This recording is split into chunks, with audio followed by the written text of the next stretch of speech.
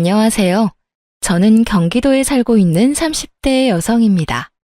전 그렇게 길지 않은 결혼 생활 끝에 며느리를 돈 나오는 ATM기 정도로 아는 시모와 친정의 호의를 개똥으로 한 남편에게 시원하게 한 방 먹이고 이혼을 해버렸는데요. 저의 기가 막히고 코가 막힌 사연 한번 들어봐 주실래요? 저와 남편의 시작은 지인의 소개였어요. 우연히 지인과 함께하는 식사 자리에 남편도 함께 합석하게 되었고, 그 자리에서 자연스럽게 소개를 받게 되었어요. 처음부터 남편이 마음에 들었던 건 아니었어요. 하지만 만나면 만날수록 괜찮은 사람이란 생각이 들었고, 자상하고 다정한 남편의 모습이 좋아지며 연애까지 하게 되었죠. 그렇게 연애 3년 차에 되던 해에 남편과 저는 결혼을 하게 되었어요.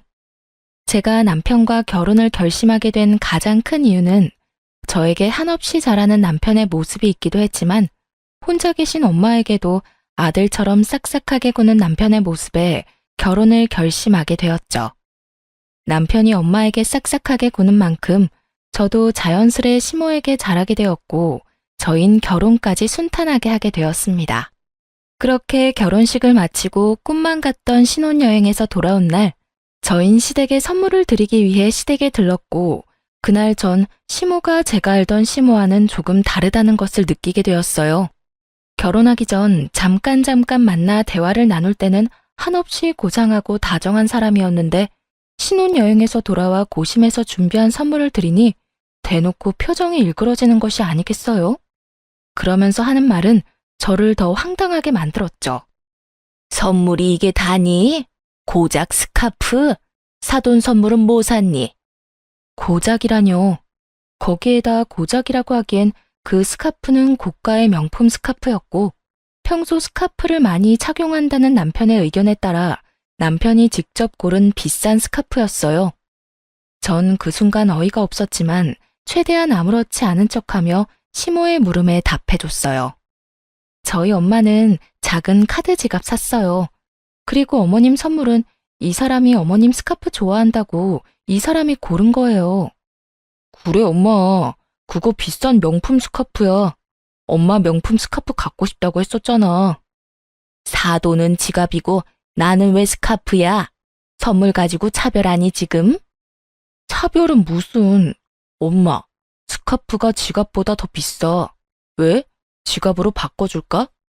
엄마가 명품 스카프 갖고 싶다고 해서 나름 신경을 쓴 건데 지갑이 더 좋으면 지갑으로 다시 사줄게. 아니야. 이왕 사왔으니 잘 쓰마. 시모는 지갑보다 스카프가 더 비싸다는 말에 많이 당황한 듯 손사래를 치며 스카프를 야무지게도 챙기더군요.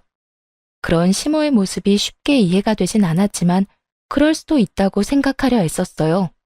새 출발하는 좋은 날 괜한 불화를 만들고 싶지 않은 마음이 컸기 때문이죠.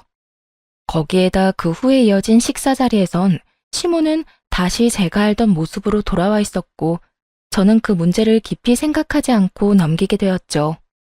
그렇게 시작한 결혼 생활은 생각했던 것보다 꽤 만족스러웠어요. 남편은 다정했고 시모는 저희의 생활에 무관심에 가까웠기에 가정에 불화가 생길 일이 전혀 없는 정도였습니다. 하지만 명절이라든지 생신날이 되면 시모가 과하게 용돈을 요구한다는 느낌을 지울 수가 없었어요. 그래도 좋은 게 좋은 거라고 형편껏 다 맞춰드리려고 노력했는데 생일을 얼마 앞둔 어느 날 시모가 전화로 이런 말을 하더라고요. 예, 옆집 며느리는 생일 때 갖고 싶은 거 마음껏 사라고 아예 카드를 줬다고 하더라. 얼마나 자랑하는지. 내 생일 얼마 안 남은 거 알지? 뭐 부담 주려는 건 아닌데 그냥 그렇다고.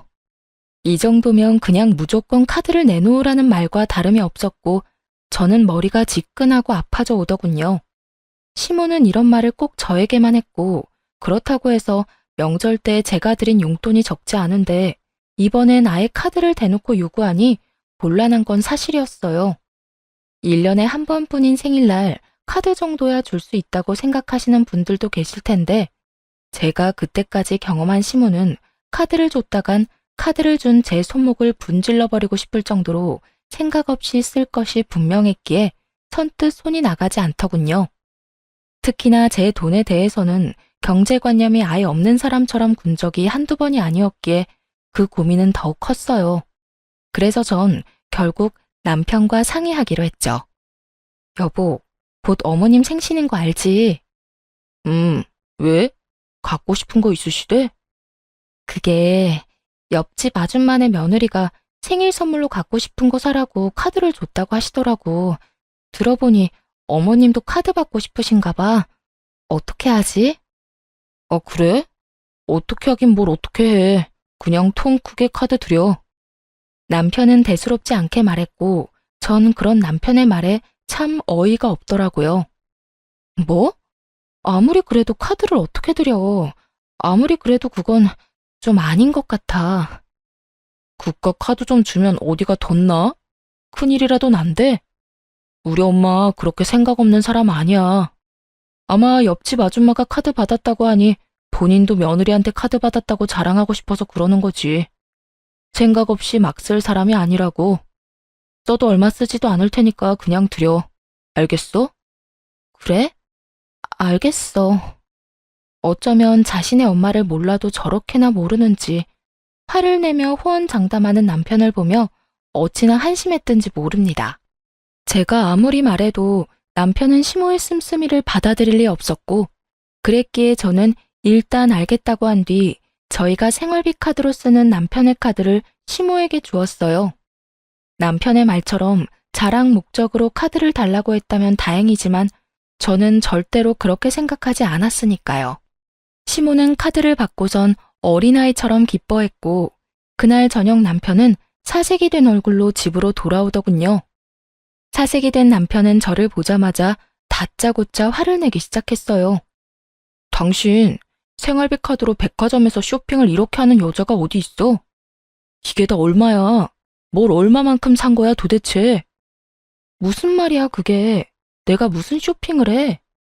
발뺌하는 거야? 참나, 이거 좀 봐봐. 이거 당신이 다 쓴 거잖아. 저의 물음에 남편은 씩씩거리며 승인 문자들을 보여주며 여전히 화를 내고 있었어요. 승인 내역을 보니 역시나 시모는 저의 예상대로 쇼핑을 아주 시원하게 했더라고요. 평소 남편 돈은 몰라도 제 돈은 어디 버튼이라도 누르면 나오는 돈으로 여기는 시모였기에 당연히 이런 상황을 예상했던 전 씩씩거리는 남편을 여유로운 표정으로 바라봤고 그 순간 다시 승인 문자가 울리더군요. 한 식당에서 뭘 얼마만큼 먹었는지 20만 원에 가까운 승인 문자가요. 이게 뭐야? 당신은 여기 있는데 왜 혹시 카드 잃어버렸어? 잃어버리긴 당신이 어머니한테 카드 주라며. 그래서 우리 생활비 카드 줬어. 뭐? 그럼 이게 다 엄마가 쓴 거란 말이야? 내가 아니라 어머님이 다 쓰신 거야. 하루 종일 아주 야무지게도 쓰셨네. 이게 다 얼마야? 그 순간 일그러진 남편의 얼굴에서 할 말이 참 많아 보였지만 자신이 한 말이 있어서인지 남편은 아무 말도 하지 못한 채 방으로 들어가 버리더군요. 전 그런 남편과 시간차를 두고 뒤따라 들어갔고 남편은 안방에 딸린 화장실에서 통화 중인 듯 했어요. 언뜻 카드, 쇼핑 이런 이야기들이 들리는 것을 보니 시모에게 전화를 하는 듯 했고 남편은 조금 화가 난 목소리인 듯 했지만 시모에게 별다르게 화를 내는 것 같진 않더라고요. 뭐 어떻게 화를 내겠어요. 자기 엄마가 생일날 며느리 카드인 줄 알고 신나게 쇼핑했는데 그거 가지고 크게 화를 내기에도 모호한 상황이니 그저 속만 끓을 뿐이었겠죠. 그렇게 통화를 끝낸 남편은 잠이 들 때까지 말 한마디 걸지 않았고 저 역시 그런 남편을 그냥 내버려 두었어요. 다음날 회사에 출근해서 일을 하고 있으니 화가 잔뜩 난 시모에게서 전화가 오더군요. 얘, 너 진짜 애가 왜 그러니? 내가 네 카드 달라고 했지 언제 내 아들 카드 달라고 했어? 아, 그거요. 어머님이 저번에 카드 달라고 한 거 그 애한테 말했더니 형식상 옆집에 자랑하고 싶어서 카드를 달라고 했을 거다. 절대로 생각 없이 막 쓰실 분이 아니다. 라고 하길래요. 그렇다면 아무 카드나 상관없다 싶어서 생활비 카드로 드린 건데 무슨 문제가 있나요? 아무것도 모르는 척 낭창하게 답하는 제 대답에 시모는 할 말을 잃은 듯 거친 숨소리만 들리더군요. 저는 거기에서 멈추지 않고 정말로 아무것도 몰라서 묻는다는 듯 말을 이어나갔어요. 설마 어머님 막 쓰신 건 아니죠? 그이가 어머님은 그렇게 몰상식하게 자식들 카드로 사치 부리는 사람이 절대 아니라고 저한테 호언장담했거든요. 그럴 리가 있니? 그냥 물어본 거다. 보니까 우리 아들 카드길래 그냥 물어본 거야. 아, 그러셨어요? 그래서 어머님도 옆집 아주머니께 자랑 좀 하셨어요? 그래. 아주 실컷 자랑했어. 그럼 끊으마. 시모는 짜증 가득한 목소리로 전화를 끊어버렸고, 이로써 저는 시모가 제 생각과는 전혀 다른 사람이란 걸 확실하게 알게 되며 시모와 거리를 두며 지내게 되었어요. 시모와 거리를 두고 지내니 남편과의 관계도 나빠질 일이 없었고 나름 화목한 하루하루를 보내고 있었죠. 그러던 어느 날 전 하루 연차를 내고 친정에서 시간을 보내기로 했고 엄마와 밥도 먹고 오랜만에 휴식을 취하며 엄마가 휴대전화에 깔아달라고 했던 앱들을 깔고 있었어요. 그런데 그때 입금 알림이 울렸고 그 순간 제 두 눈을 의심하고 말았죠. 남편 이름으로 입금된 금액 5만 원. 참 경악스럽더라고요. 그 당시 저와 남편은 매달은 부담스러워 드리지 못하고 3개월에 한 번씩 양가 부모님께 용돈을 드리고 있었어요. 친정은 남편이, 시댁은 제가 드리고 있었는데 암묵적으로 정해진 금액이 30만 원에서 50만 원이었던 터라 저는 그렇게 드리고 있었는데 남편은 달랑 5만 원이라니 황당할 수밖에요. 전 그 자리에서 그간 입금 알림 문자들을 살펴보았고 남편 역시 처음엔 저와 비슷하게 보내다가 지난 1년 가까이는 5만 원을 보냈더군요. 5만 원이라니 저희 엄마를 무시하는 것도 정도가 있지. 이 정도면 그냥 보내지 않는 것이 더 낫지 않나요?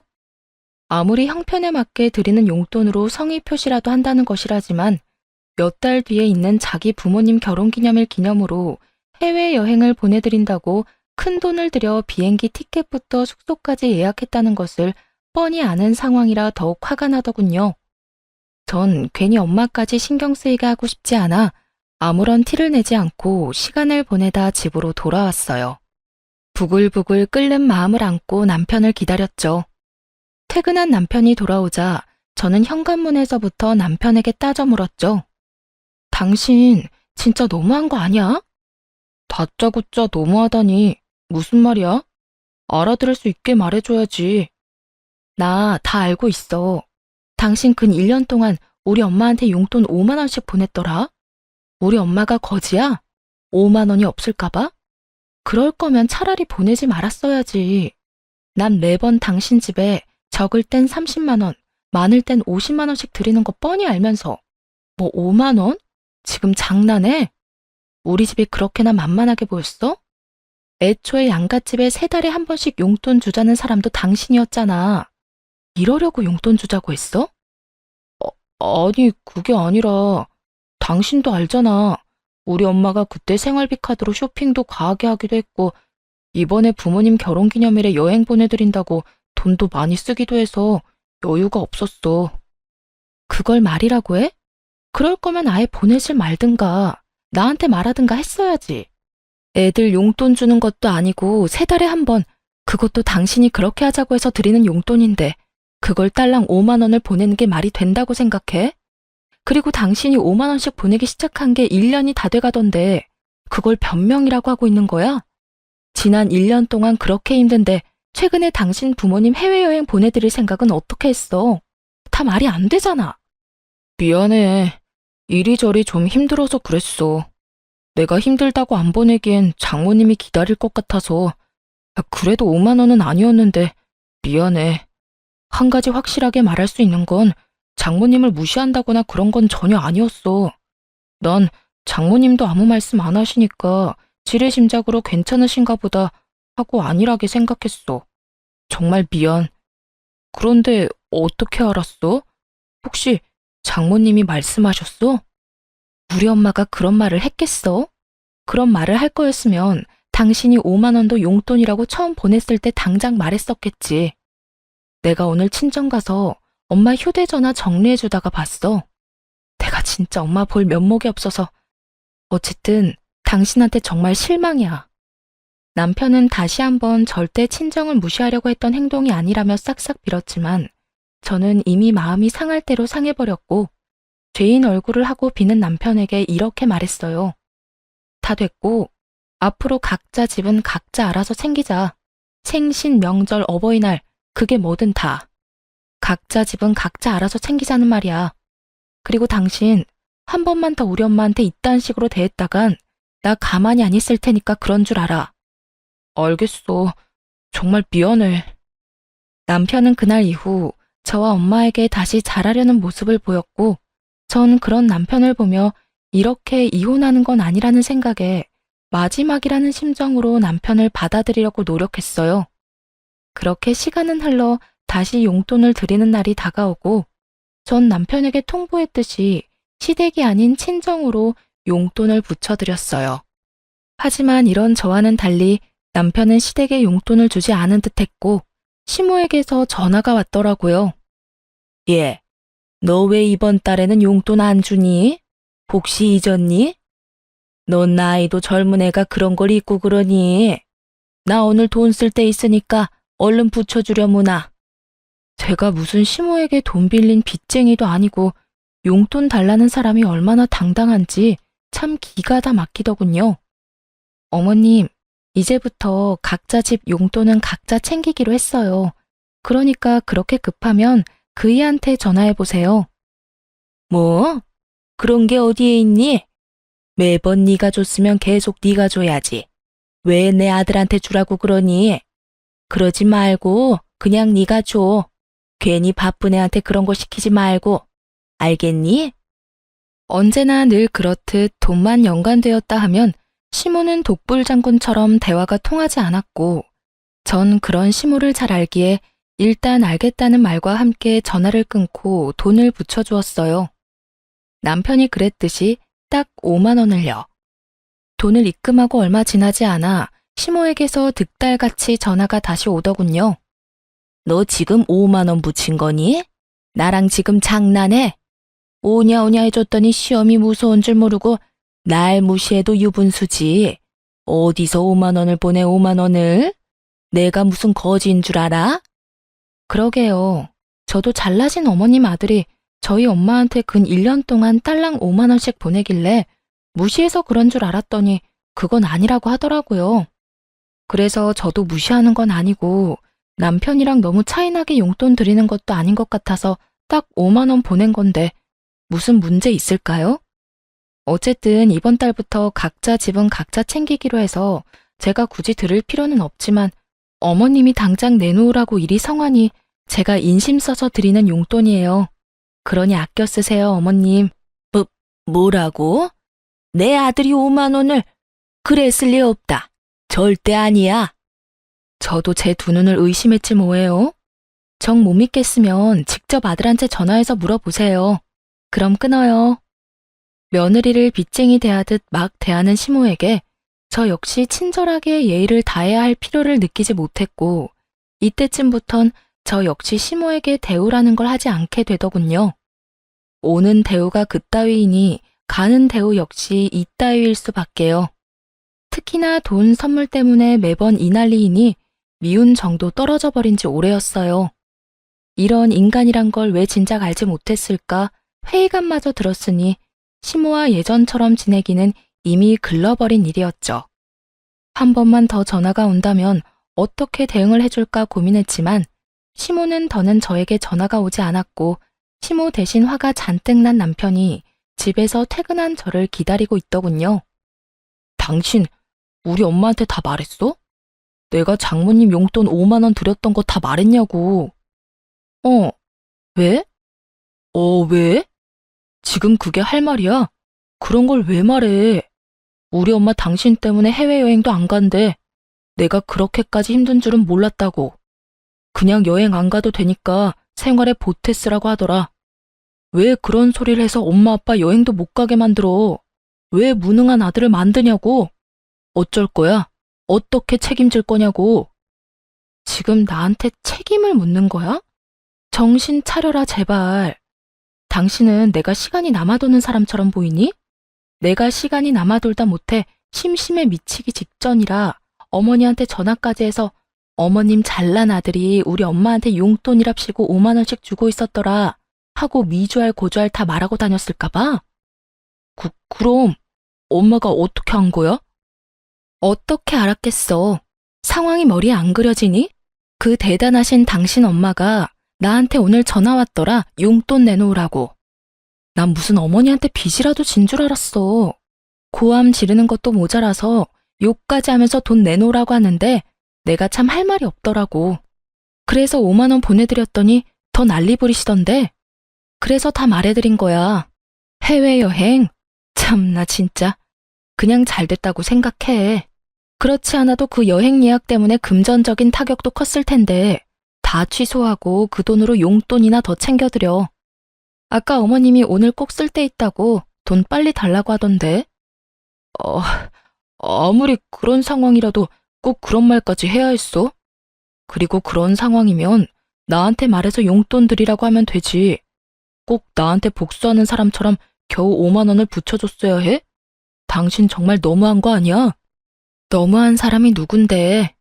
회사에서 일하는 시간인 거 뻔히 알면서 전화해서 돈 맡겨놓은 것처럼 돈 내놓으라고 욕하는 건 안심해?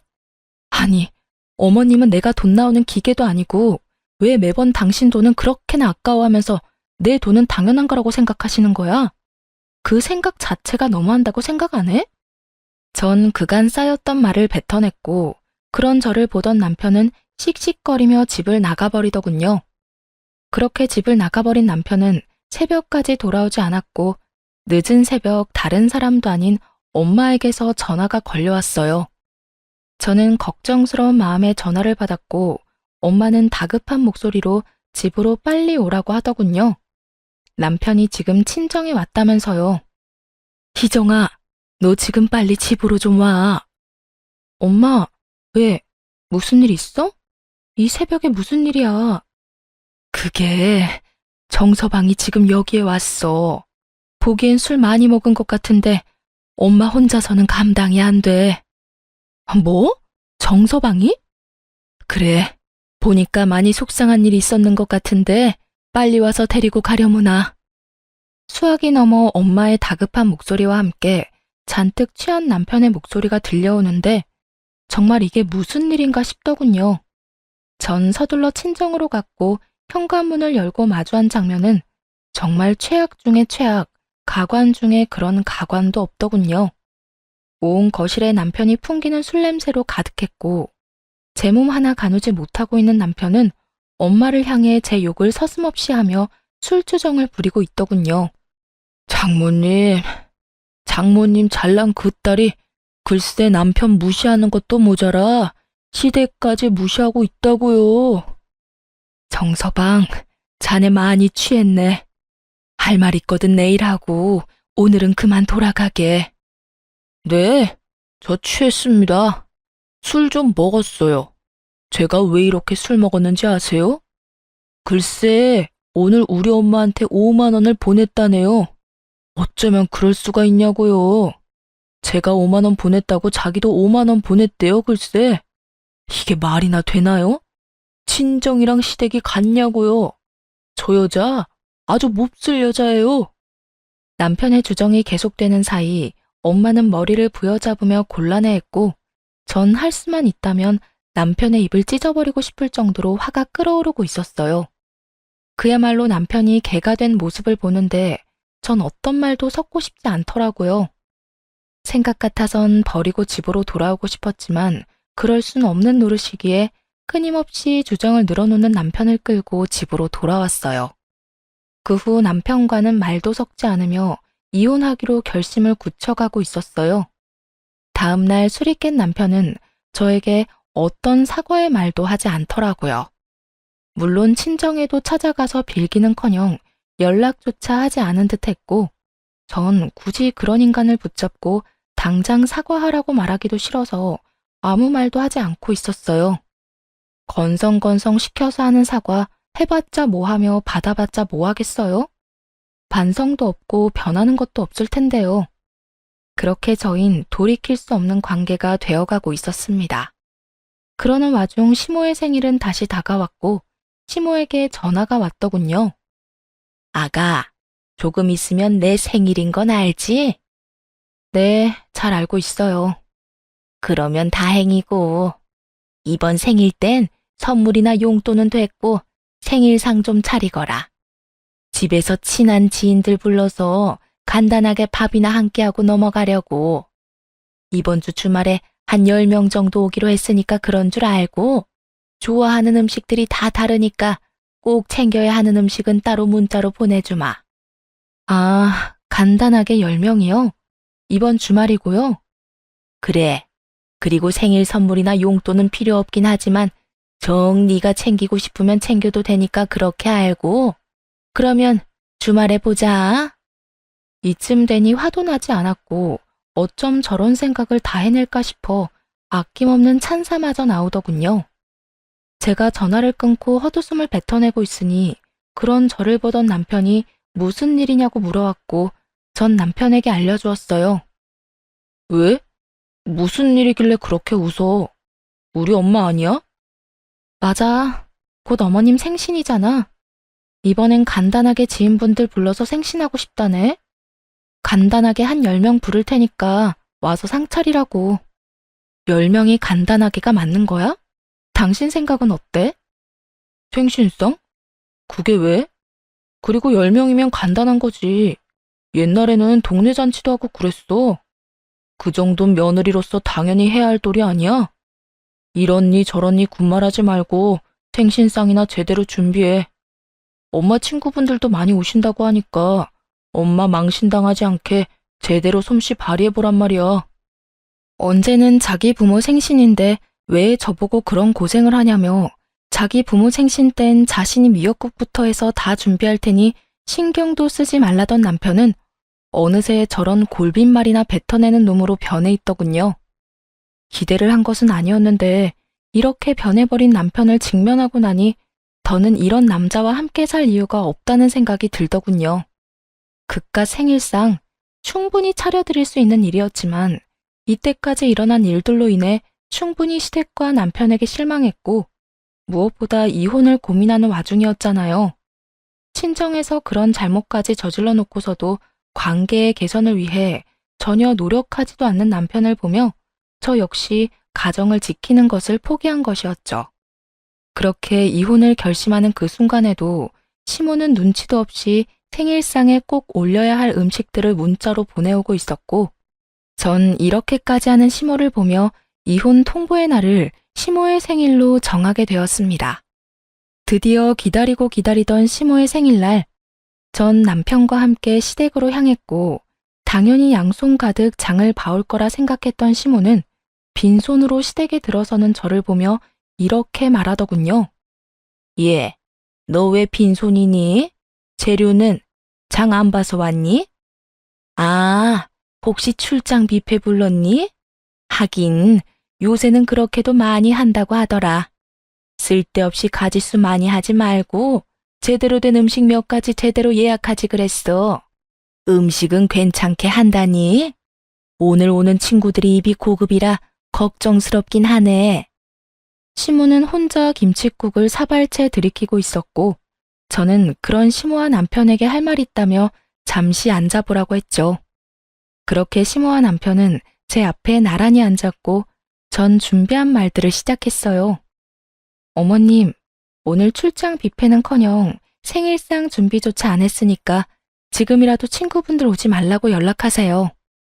제 말에 시모와 남편은 인상을 있는 대로 구기더니 차례대로 저에게 따져 묻기 시작하더군요. 그게 무슨 말이니? 생일상을 안 차린다니? 너 오늘 내 생일인 거 잊었니? 생일상도 안 차릴 거면 여기에 왜 온 거야? 그러게, 당신 지금 무슨 말을 하고 있는 거야? 오늘 엄마 생일상 준비하라고 했었잖아. 며느리가 돼서 그 정도는 당연히 해야 한다고 했던 내 말 잊었어?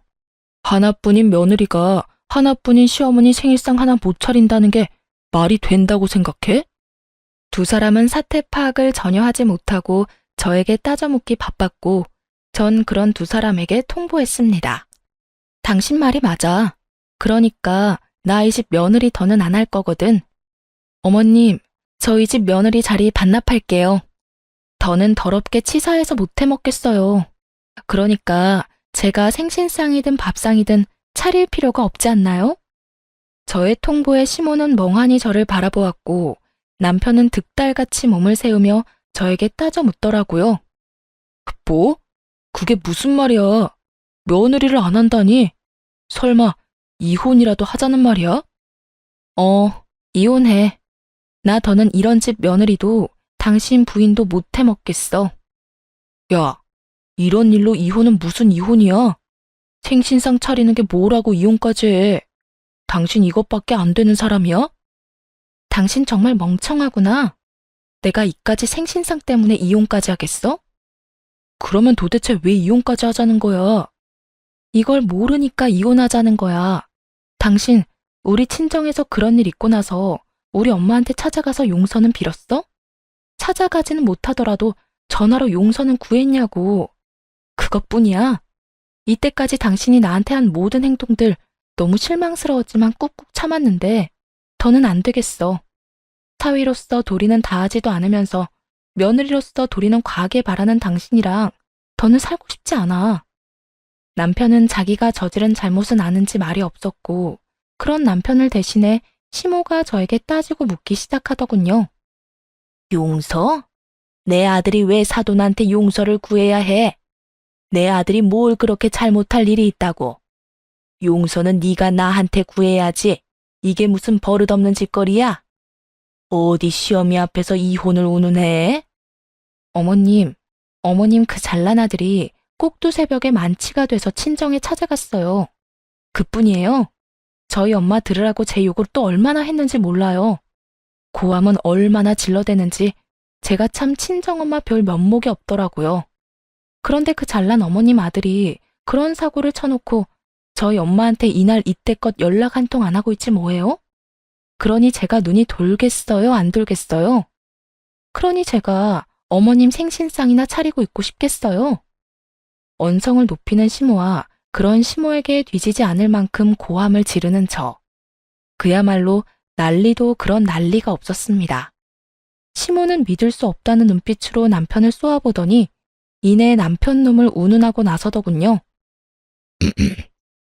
남자가 술 많이 마시고 그러다 보면 그런 실수쯤은 다 하는 거야. 그런 걸 잘 감싸줘야 진정한 내주지. 어디 나서서 고개를 숙이라 말라 명령질이야. 큰일할 남자한테 함부로 아무 데서나 고개 숙이라고 하면 안 되는 거야. 그리고 사돈도 다 이해하실 거다. 아무렴 사위는 백년 손님인데 이해하고 말고. 정말 그 입에서 뱉어지는 한마디 한마디가 뭐 같아 말을 섞고 싶지도 않더군요. 저는 그런 시모에게 비웃음과 함께 이렇게 말해주었습니다. 어머님은 그렇게 잘 생각하시고요. 전 전혀 그렇게 생각하지 않으니 이혼하겠습니다. 제가 이혼하고 어머님 아들 다시 그 잘나신 품에 돌려드릴 테니 이혼하거든 앞으로도 쭉 그런 아들로 그렇게 잘 키워보세요.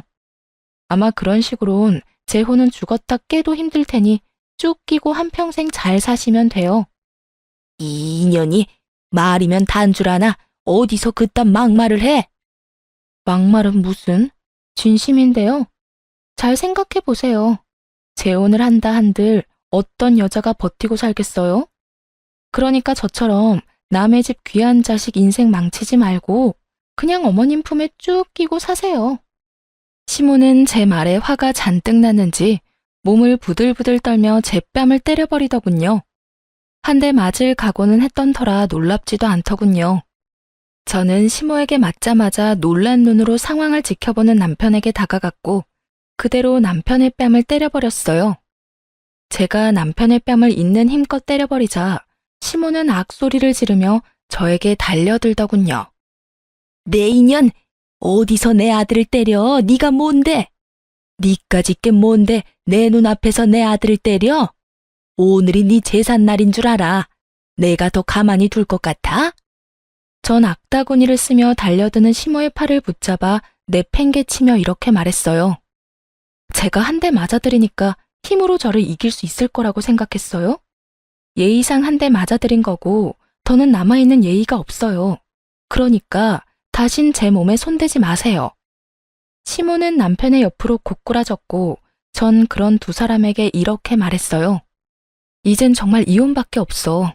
그러니까 조용히 이혼해. 구질구질하게 굴지 말고. 저를 죽일 듯이 노려보는 시모와 망연자실한 남편 놈을 뒤로 한 채 저는 현관문을 열었고 현관문 앞은 언제 온 것인지 시모의 친구들이 줄지어 현관에 귀를 대고 있더군요. 언제 온 것인지 확실히 알 순 없었지만 한 가지 확실히 알겠는 건 저희의 다툼을 모두 들었다는 것이었어요. 저마다 표정이 놀람과 호기심 그리고 경악으로 눈을 반짝이고 있었거든요. 전 그런 구경꾼들을 위해 현관문을 닫지 않고 들어가 보라고 했고 그 열린 문틈으로 시모의 한탄이 들어오더군요. 이놈아, 어쩌다 그런 짓까지 했어? 술을 마시려거든 곱게 마셔야지. 어쩌다 사돈 집까지 찾아가서 그딴 주정을 부렸냐고. 그리고 그딴 짓을 했으면 당장 다음 날이라도 찾아가서 용서를 구했어야지. 뭘 잘했다고 고개 빳빳이 들고 그러고 있어? 네가 사돈 용돈으로 5만 원 줬다고 할 때도 내가 기가 막혔는데 뭐? 술주정? 이걸 어쩔 거야? 그러면 어떻게 해? 돈이 없는데. 이게 다 엄마 때문이잖아. 엄마가 내 카드로 쇼핑만 안 했어도 5만 원 드릴 일도 없었고 엄마가 해외여행 보내달라고 노래만 부르지 않았어도 내가 그렇게 생활이 힘든 일은 없었다고. 술주정? 그까짓 게 왜? 엄마가 아까 그랬잖아. 남자가 술 마시고 그러다 보면 그런 실수도 하는 거라고. 실수 좀 한 것뿐인데 굳이 내가 장모님한테 찾아가서 용서까지 빌어야 해? 내가 왜? 아니 이 녀석이 진짜 그래도 정신 못 차리고.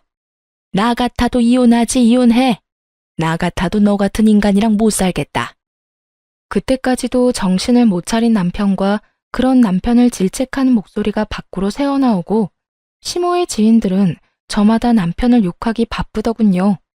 저런 인간 말종도 또 없다고요. 전 그런 욕들을 뒤로 한 채 집으로 돌아왔고 그 이후 빠르게 이혼을 진행했어요. 남편은 저의 예상대로 이혼의 비협조적이었고 전 소송까지 진행하게 되었죠. 소송을 진행하는 동안 전 친정에서 지내고 있었고 남편은 마지막까지 발악하며 친정까지 찾아와 울고불고 하며 빌더군요. 여보, 정말 잘못했어. 내가 정말 미쳤었나 봐. 막상 당신이랑 이혼해야 한다고 생각하니까 나 정말 죽을 것만 같아. 나 당신 없이 못 살아. 그러니까 사람 하나 살리는 셈 치고 한 번만 용서해주면 안 될까? 어쩌지? 난 당신이랑 살면 죽을 것 같은데? 여보, 내가 진짜 잘할게. 정말이야. 내가 이렇게 빌잖아. 진작 좀 잘하지 그랬어. 이제 와서 이래봤자 소용없으니까 그만하고 돌아가. 단호한 저의 태도에 남편은 도저히 안 되겠다 싶었는지 엄마 다리를 붙잡고 늘어지더군요. 장모님, 제가 앞전엔 정말 잘못했습니다.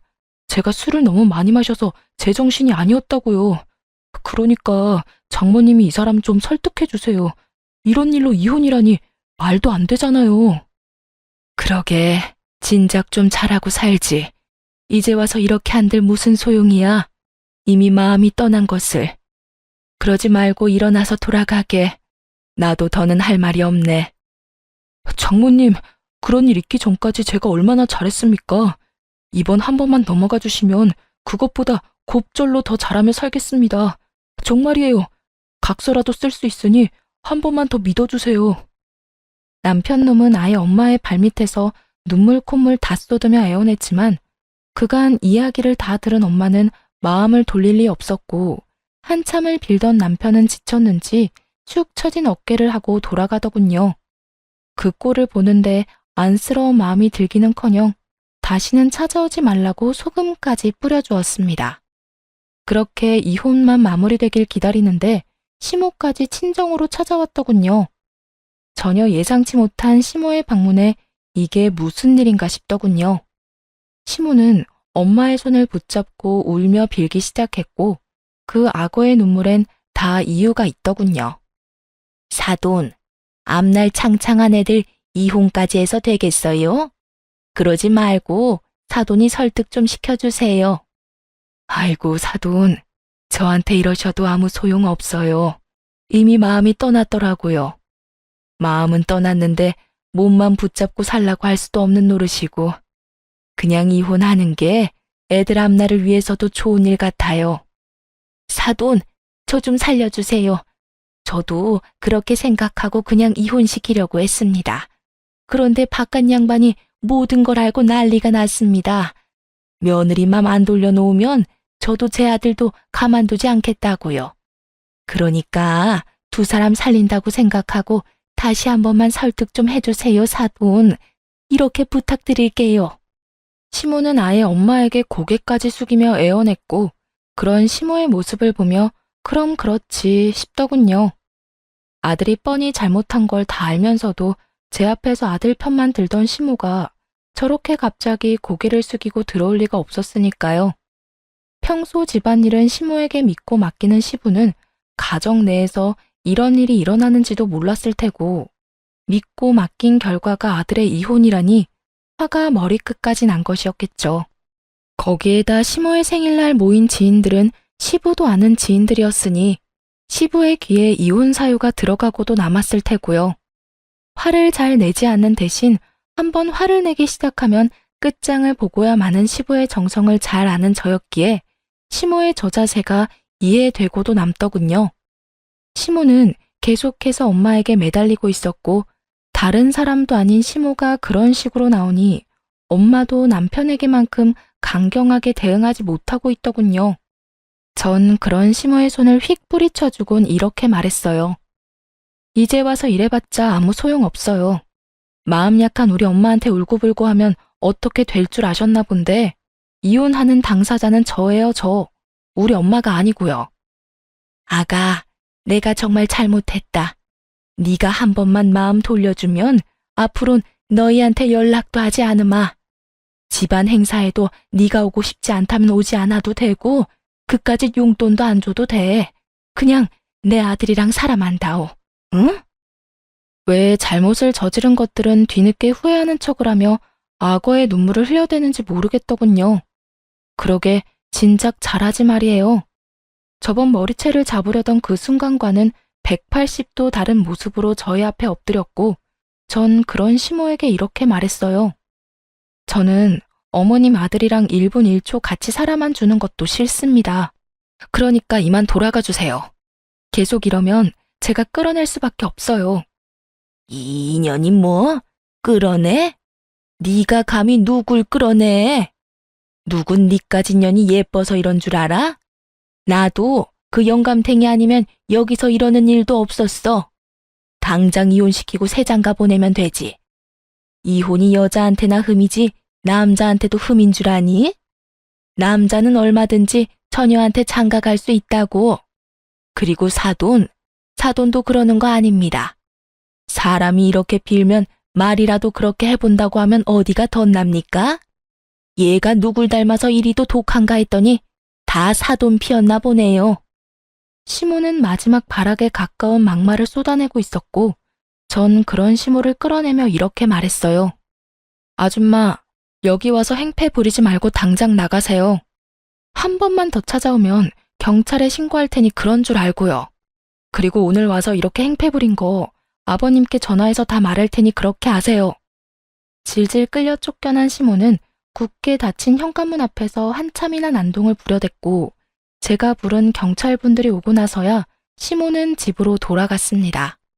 그렇게 두 사람은 찾아오지 않았고, 전 소송에서 이기며 시모와 남편에게 위자료를 받고 이혼하게 되었어요. 이혼이 확정되는 당시 전 남편의 몰골은 거의 폐인에 가까웠고, 그 모습을 보는데 참 통쾌하더군요. 저딴 인간 때문에 망친 제 인생이야. 앞으로 제가 열심히 행복하게 잘 살면 회생이 될 테지만 그 인간은 회생이 불가능해 보였어요. 이혼과 동시에 전 번호도 바꿔버리고 회사도 이직해 전 남편과 전 시댁의 소식은 듣지도 전하지도 않고 살고 있어요. 가끔 이혼 후 전 시모와 전 남편이 전 시부에게 정말로 쫓겨는 났을까 문득 궁금해질 때도 있지만 굳이 알아서 뭐 하겠어요. 이미 끝난 인연이고 더는 그런 인간들 이야기로 귀를 더럽히고 싶지도 않은걸요. 전 이직한 회사에서 잘 지내고 있습니다. 그 지옥 같은 결혼 생활에서 탈출한 지도 5년이란 시간이 다 되어가고 현재는 남자친구도 있어요. 제가 이혼한 지 3년이 지났을 때 회사에서 만난 남자로 제가 언제나 늘 최고고 제일 예쁘다고 해주는 제 눈엔 세상 누구보다 멋진 남자예요. 한번 크게 대인 상처가 있어서 그런지 아직까지 결혼 생각은 없긴 하지만 사람 일은 또 모르는 일이지 않나요? 그래서 무조건 아니다, 안 된다 생각하지 않고 마음을 열고 천천히 알아보려고요. 이로써 저의 긴 사연도 끝이 났어요. 어떠셨나요? 답답하신 분들도 통쾌하다 하신 분들도 계셨을 것 같아요. 결혼 생활을 시작할 당시 전 남편을 위해서라도 시댁과의 관계를 원만하게 유지하고 싶었고 그랬기에 더욱 그러려니 하며 노력하고 살았습니다. 하지만 시간이 지나 지금 생각해보니 제가 잘못 생각했던 것 같아요. 아닌 건 아니고 옳은 건 옳은 건데 말이죠. 혹시나 저처럼 시댁의 과한 요구에도 가정을 지키기 위해 참고 인내하며 사시는 모든 아내분들, 부디 우리 할 말은 적당히 하고 살아요. 그러면 저는 이만 물러가 볼게요. 긴 시간 함께 해주셔서 너무 감사합니다. 다들 행복하세요.